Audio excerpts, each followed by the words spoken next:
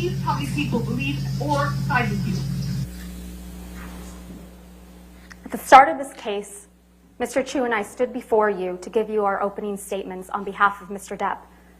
During that statement, we made promises to you about what the evidence would ultimately show at the end of this trial. We've kept those promises.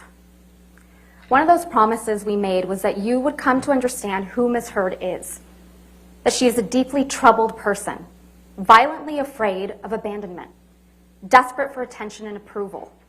And in her relationship with Mr. Depp, she was violent, she was abusive, and she was cruel. You heard from Dr. Shannon Curry, who explained that Ms. Heard suffers from borderline personality disorder and histrionic personality disorder.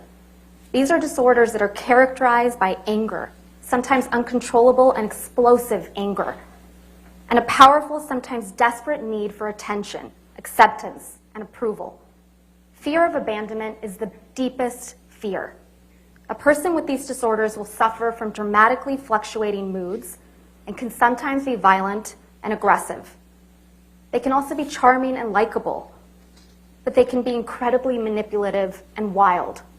An emotional roller coaster with wild swings, from idolizing their partner to devaluing him. In fact, you saw that when she completed testing with her own forensic psychology expert, Dr. Dawn Hughes. Ms. Heard self-reported that she felt like she had 3 or 4 different personalities, and that sometimes her temper would explode and she'd completely lose control. You heard from multiple witnesses that Ms. Heard can be very pleasant, even charming. But you also heard from multiple witnesses and in audio recordings of Ms. Heard that she can be incredibly aggressive, violent, and cruel. You heard that even from her former assistant, Kate James, Ms. James testified that Ms. Heard would scream, yell, and send her barrages of text messages.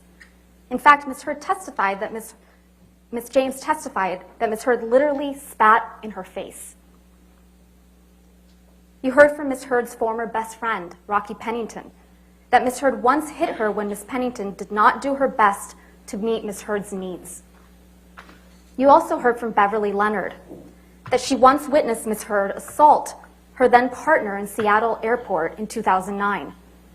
And you heard from Mr. Depp that Ms. Heard used her sister Whitney as a punching bag, literally and figuratively. You also heard overwhelming evidence from Mr. Depp and the people that were around him and Ms. Heard during their relationship, that Mr. Depp suffered persistent verbal and physical abuse at the hands of Ms. Heard. You've heard evidence from Dr. Curry and the fact witnesses at this trial that Ms. Heard's deepest fear is one of abandonment, being left by Mr. Depp. Mr. Depp's greatest crime in her mind, the fault she confronts him with time and time again, is that he splits. He leaves the fight, especially when Ms. Heard gets physical, and she couldn't stand it when he did. You heard from Ms. Heard yourselves in audio recordings how upsetting it was to her when Mr. Depp would split.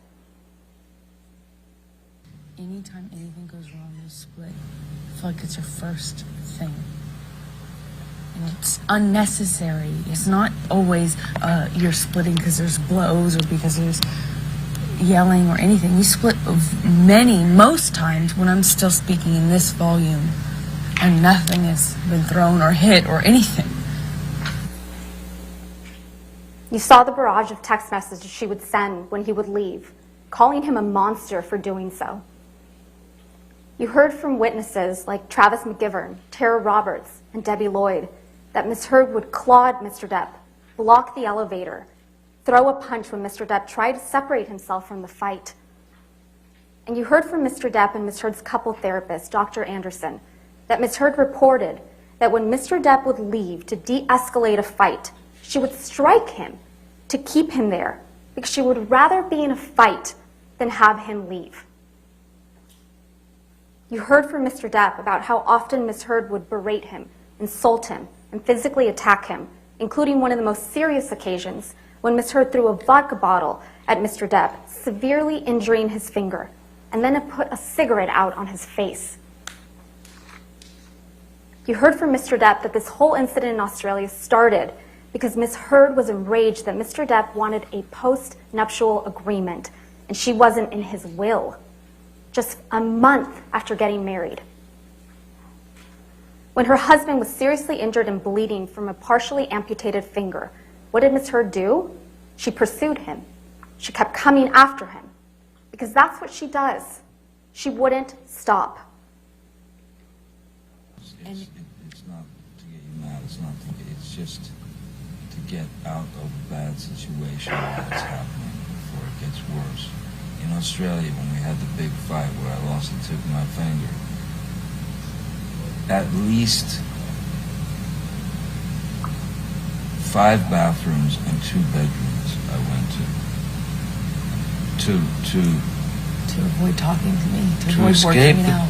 That's to the escape problem. the fight. You don't escape the fight. You escape the solution. No. You escape the solution. No. You escape figuring it out. We cannot work it out if you run away to the bathroom every time. You heard Mr. Depp testify. He went through something like a nervous breakdown that day, and he wrote a lot of things on mirrors and other places. Again, what did Ms. Heard do as her husband was bleeding from serious injury? She wrote snarky messages right back to him. She denied it under oath to you, but the evidence you saw speaks for itself. You heard from Mr. Depp's security, Sean Bett, who was aware of constant arguing and bickering. He witnessed Ms. Heard calling Mr. Depp names.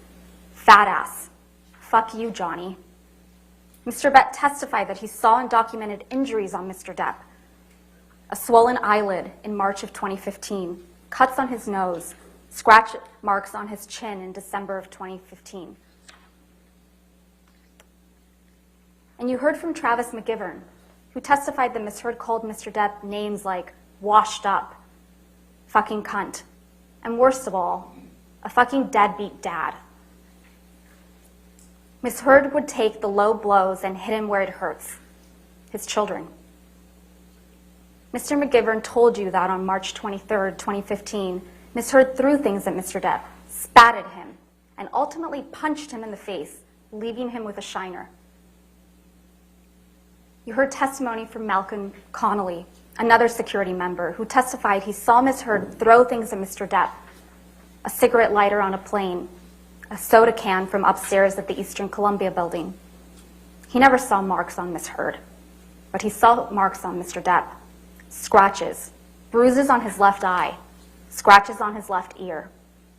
And he took pictures documenting injuries like this one.